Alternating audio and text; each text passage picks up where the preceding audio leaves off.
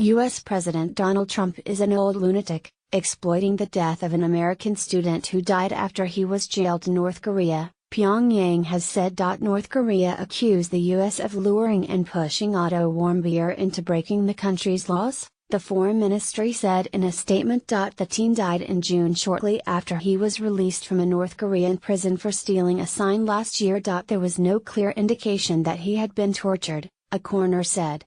Trump and his clique, for their anti-DPR gay propaganda, are again exploiting the death of Otto Warmbier, an American college student who had been under reform through labor for the criminal act he committed against the DPRK and died after returning to the U.S., North Korea's foreign ministry said in a statement on Thursday, referring to its acronym for Democratic People's Republic of Korea. The comments came after an Ohio County coroner had determined Mr. Warmbier had died from a lack of oxygen to the brain. The coroner's report contradicts statements made by the U.S. student's parents in a TV interview with Fox on Tuesday.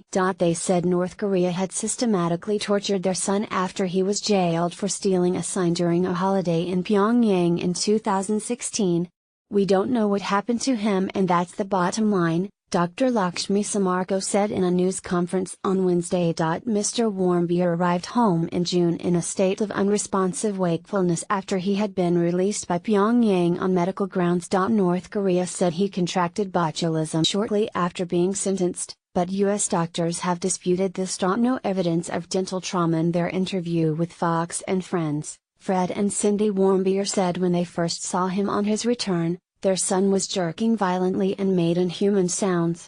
They said his arms and legs were totally deformed, he had a scar on his foot that had been an open wound for some time, and his bottom teeth looked like someone had taken a pair of pliers to them. Otto was systematically tortured and intentionally injured by Kim and his regime, said Mr. Warmbier.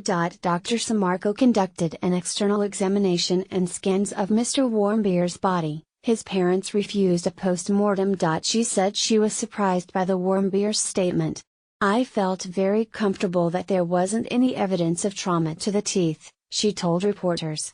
There were only small scars on his body, including his foot.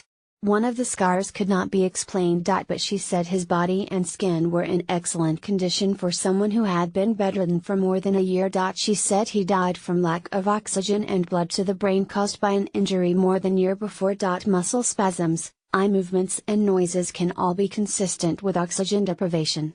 U.S. President Donald Trump had called the Warmbier's appearance a great interview, and said Otto was tortured beyond belief.